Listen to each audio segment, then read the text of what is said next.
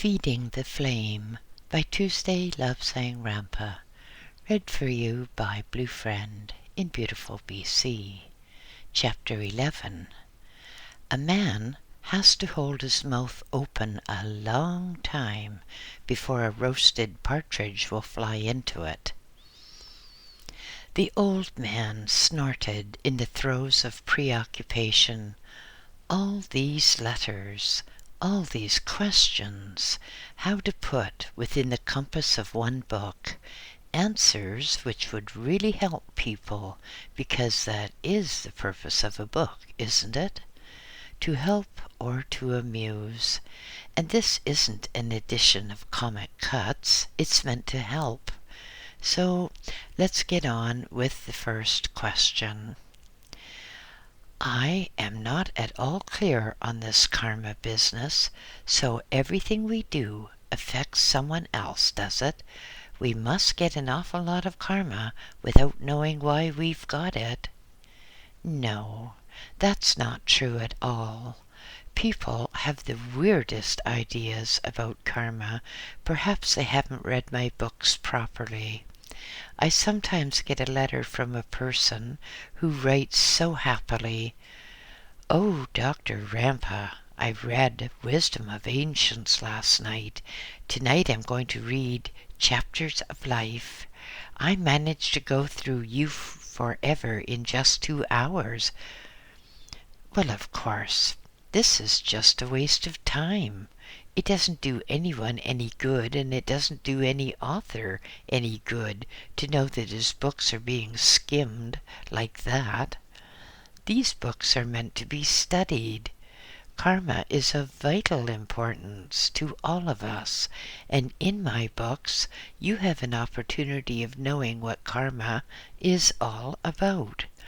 It means, in brief, that if you do something wrong, you pay for it. If you do something good, something pays you. As I've said before, it is like a bank account.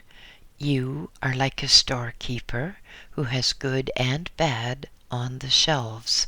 If you sell something that is good, then you get paid by good.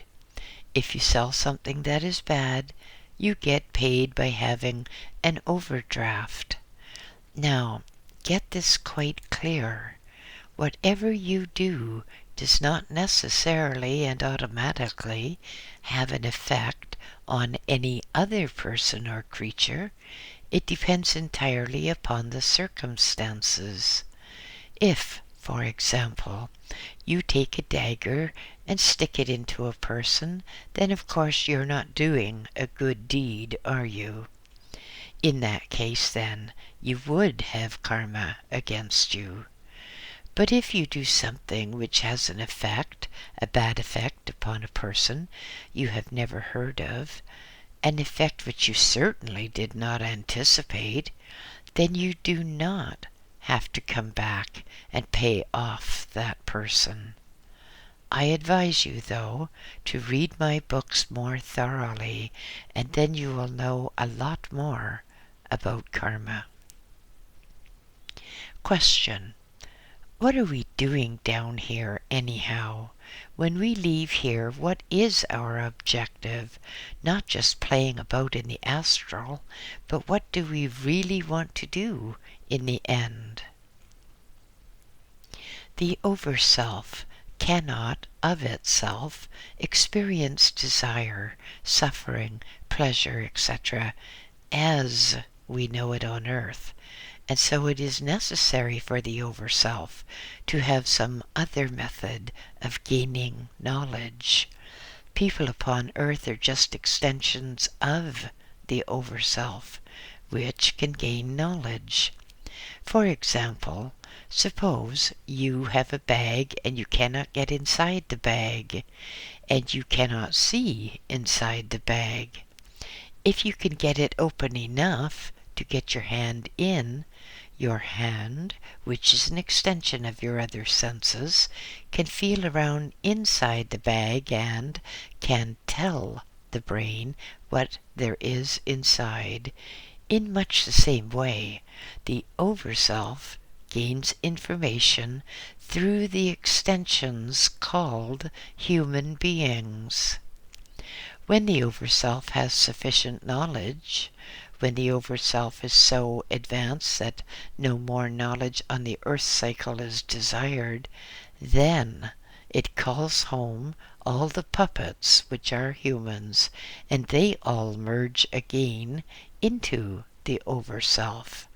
They become united in oneness, that is, the ultimate form of existence, because although it seems to be just one entity, each part of the entity lives in rapport with the other part.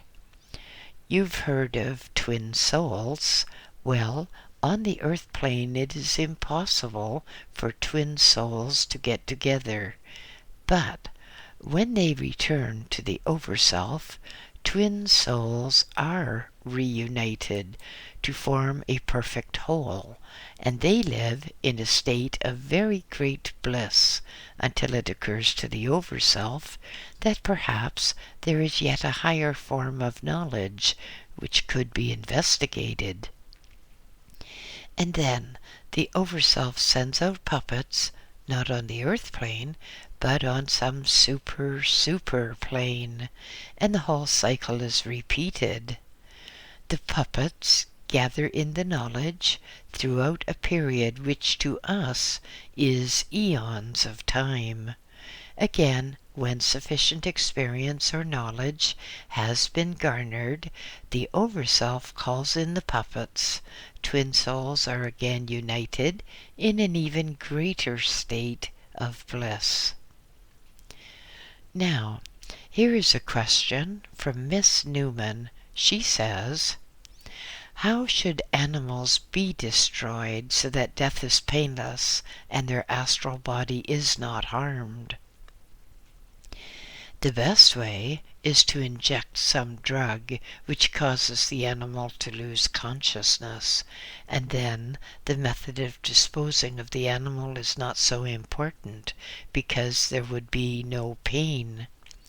If an animal is made unconscious first, then it can be killed by some very rapid death-producing drug, and that does not cause pain for the astral nor for the OverSelf. There is only distress to the astral when the physical is tormented by a slow killing. Now, here is something. This is a question from a young man whom we'll call Argy. He will recognize himself. He is a remarkably brilliant young man who is his own worst enemy. He's a young man with truly unusual talents, and he's not using those talents to the best advantage because he wants to rebel against all authority. Argy has had a rough time, but mostly of his own making. We will give 2 questions from Argy. The first, genius in children. How does a child become a genius?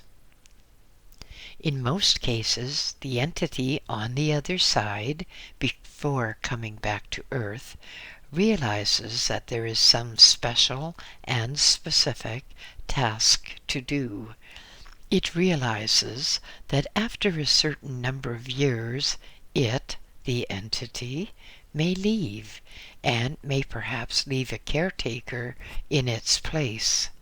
So the entity makes plans whereby it comes down to Earth and is born into a body with a memory and an ability to do that which has to be done.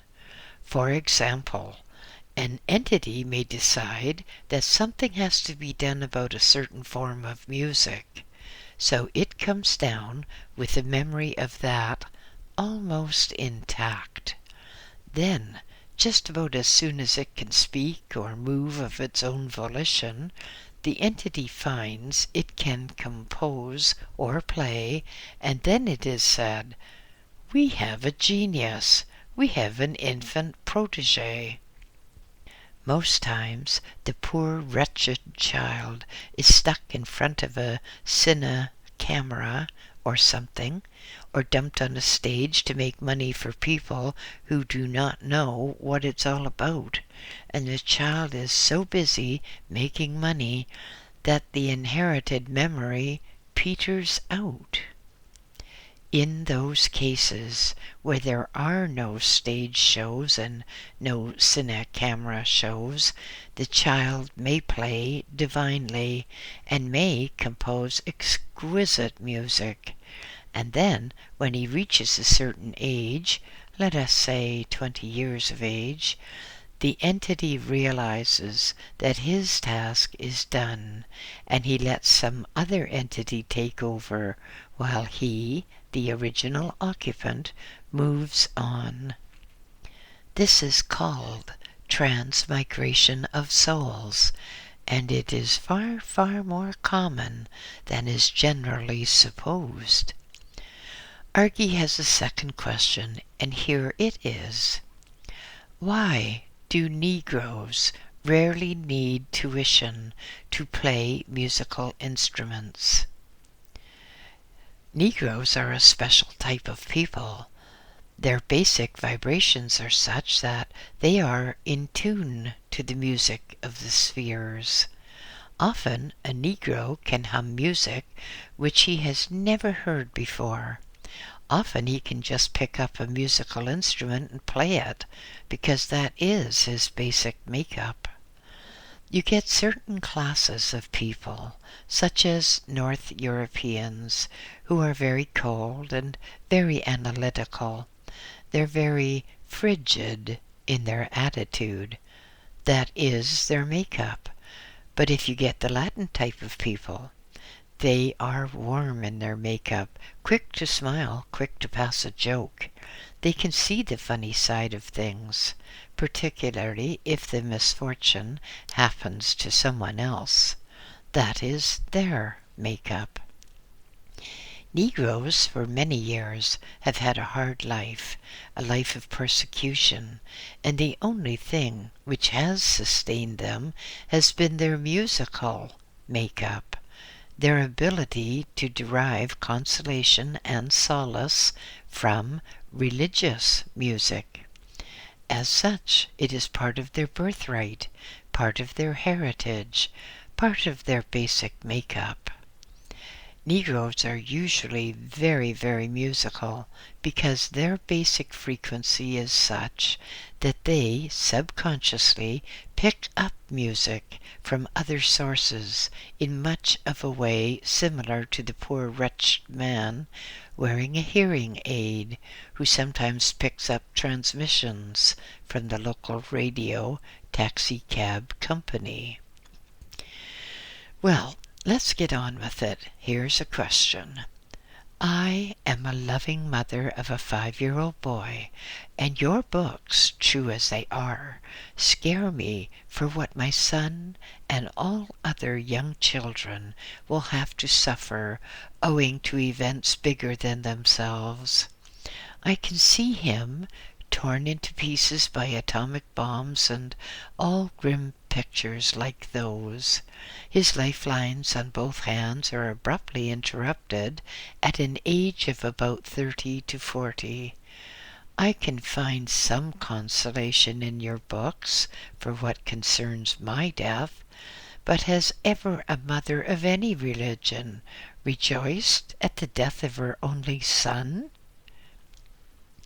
Now, you are presupposing that your son will inevitably be killed or maimed in a forthcoming war. But remember that if you give him a good education and let him specialize in something, he can be one of those protected. It is a sad thought that cannon fodder is usually the person who is easily replaceable, whereas if a man is a specialist of use to his country, he will be protected. So give your son a really good education. And in the matter of the hand lines, please be assured that if these are the only indications of the termination of his life, then they mean nothing except possibly a change of career. You should never take it as definite that death will occur unless there are about 7 confirming indications. Too often, palmists are guilty of criminal negligence in saying that a person is going to die, etc., etc., when it just means that they're going to change jobs and change location. You always state that death and after death are painless, apart from the suffering at our own judgment. But in the Bardo Thodol, and specifically in the Choned state, the suffering seems to be atrocious. The Bardo Thodol was not written in English. It was just translated into that language by some creepish Christian who altered things a bit to make it tie in with the Christian belief of hellfire and damnation. There is no hellfire and damnation. That is all a misconception fostered by priests to bolster up their own power, in much the same way as some misguided parents frighten their children by threatening to call in a policeman if they don't behave. Of course, we are not happy when we're judging ourselves. It really does give us pain when we see what stupid clods we've been. The self-contempt can be quite hellish, in fact, and well justify the description of hellfire. As one who has total recall, I tell you most emphatically that there is no torture, no atrocious pain, no ferocious suffering. Spirits who haunt old houses, have they not been reborn yet? Spirits who haunt old houses have nothing to do with current entities. For example, a person dies in tragic circumstances and much energy is generated, but the person can go to a completely different plane and even be reborn while the energy which was generated will be dissipated in the form of hauntings. It's much the same as heating a piece of metal. The heat remains in the metal, although gradually fading, for quite a time after the source of heating has been removed. Here is a thought for you. It is quite possible for a person who dies in extremely difficult circumstances to have his energy as a thought form which haunts a place, and even to haunt the newborn incarnation who caused all the trouble in the first case. Are humans ever reborn as animals? The Bardo seems to be pretty incoherent in this matter, or maybe I don't understand. No, humans are never reborn as animals, and animals are never reborn as humans. Nothing that you can do can turn a cabbage into a cow, nor can you change a rhinoceros into a rose. But I have dealt with this enough on preceding pages. What is nervous force, anyway? What's the good of telling us about nervous force if we have no idea what it is? Nervous force is the power which generates the etheric, and nervous force, properly directed, can rotate a paper cylinder, as I say in one of my books. Everybody, whether animal or human, is a generator of electricity. Even the Earth has its magnetic force, its magnetic field, if you prefer to call it that. And just as a radio program has to have a carrier wave to support it, so does a human have to have an etheric consisting of nervous force or energy, which propagates the aura. This in turn originates from certain cells in the brain. The food we eat goes into the blood, and some of that food, well mixed with oxygen, goes to highly specialized brain cells and provide the food for the generation of an electric current which powers the thought impulses. This is nervous force. If you find it difficult to believe, remember that you can get a device consisting of a zinc case with a few chemicals and a carbon rod inside it. If you connect that to a piece of wire inside a glass bulb from which air has been withdrawn, you get a light, don't you? An electric light. So, you get electricity from chemical reaction. And in the human, you get electricity from chemical reaction provided by the food we eat. I have a letter here from Mr. H. Mr. H writes, I have enclosed 2 questions which you may care to answer. I would be very interested in the answer to question 1 and would like to expand it a little.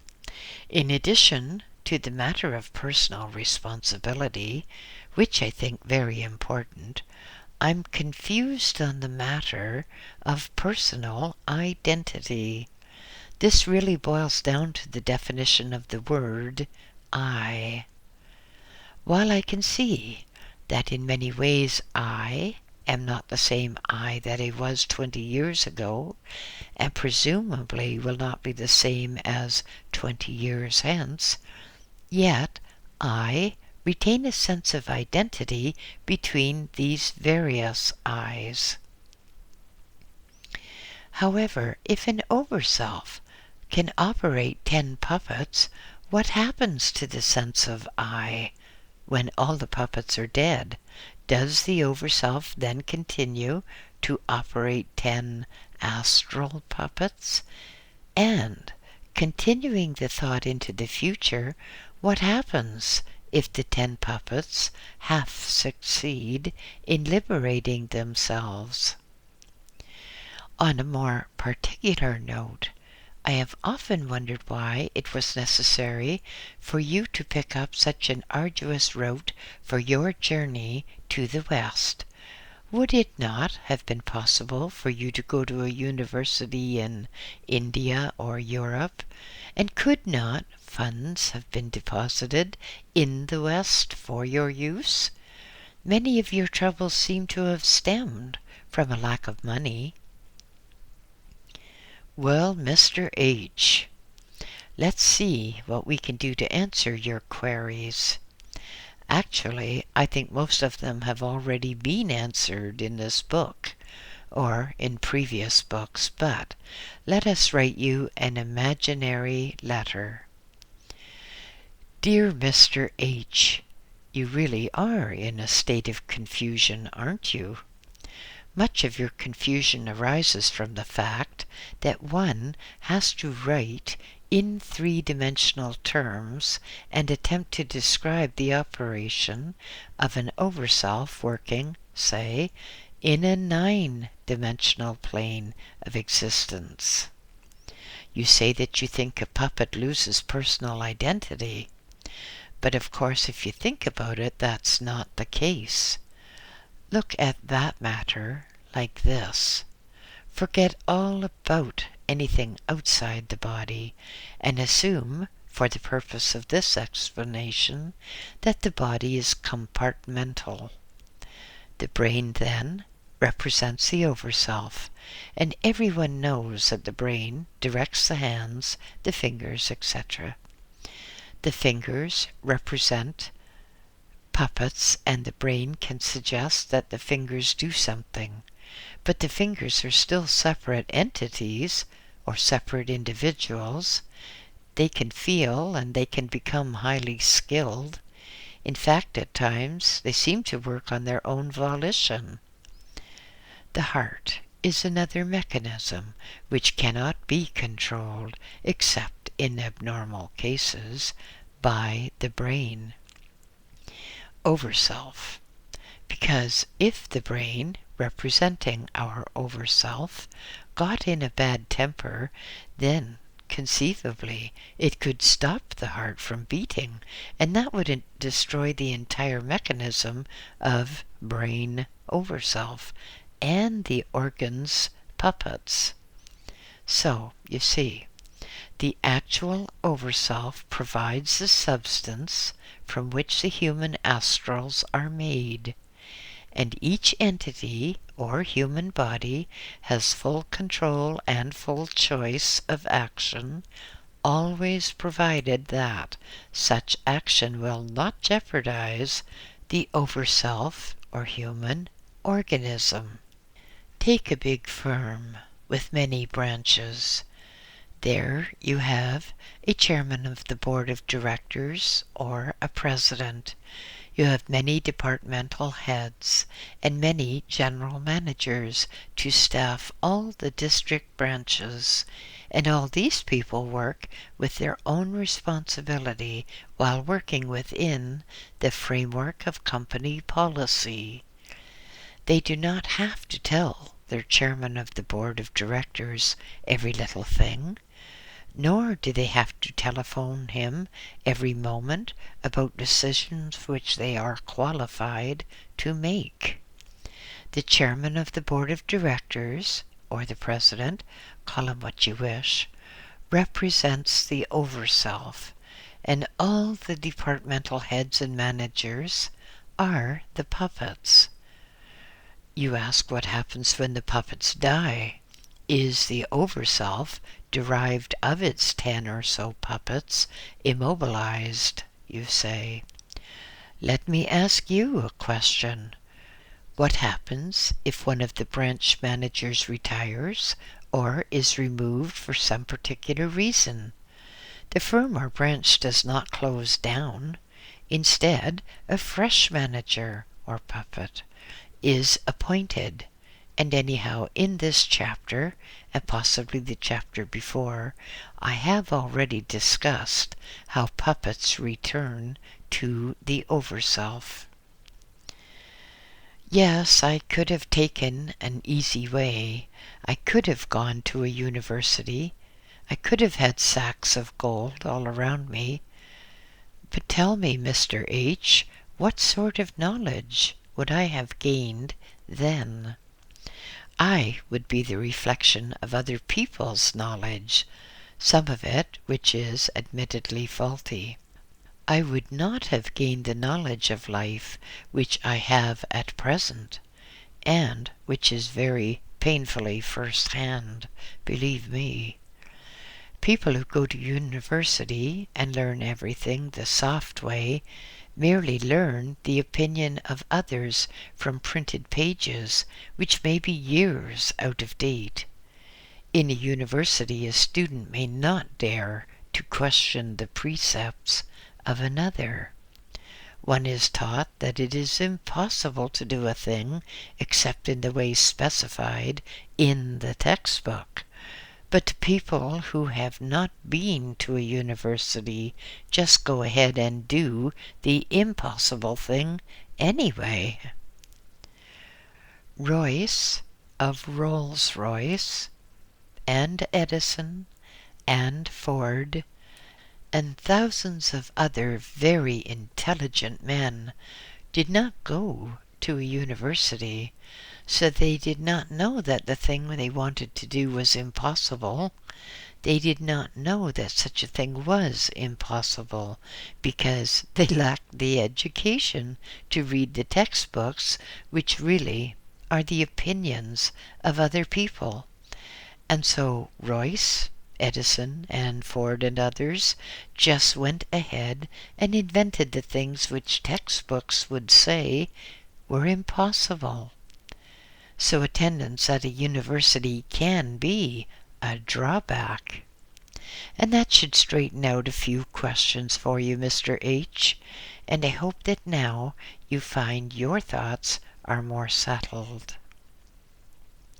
Another question asks why we have illness, and how would it be possible to detect illness through the aura?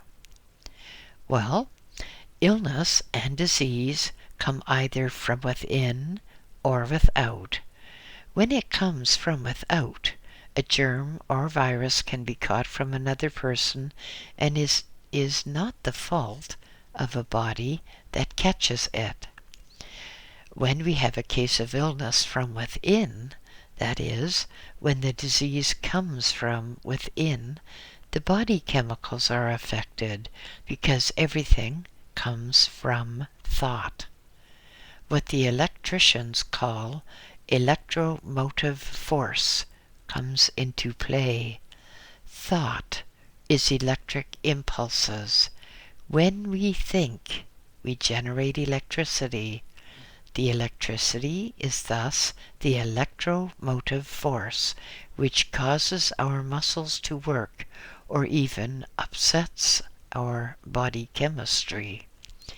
If a person is frustrated, worried, sad, bad-tempered, etc., or has an abnormal emotion, their thoughts generate an electric current which is defective.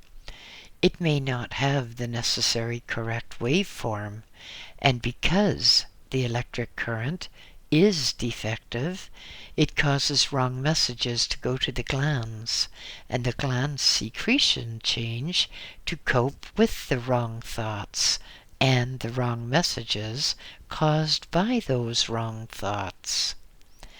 After a time, the most susceptible part is affected by the changed secretions, or changed chemical balance of the body. It may be the muscles that are affected, and so one gets, perhaps, muscular dystrophy, or it might be something to do with the bones. It might be arthritis, or if some wrong message causes a disturbance in the stomach, the gastric juices may become too acid, too strong, and then we might have an ulcer. Closer to home, if the messages are too localized and affect the brain, then there might be a brain tumor. If the chemistry can be studied, then it can be corrected by hormone treatment or some other appropriate treatment, and the disease can be cured if it's caught in time.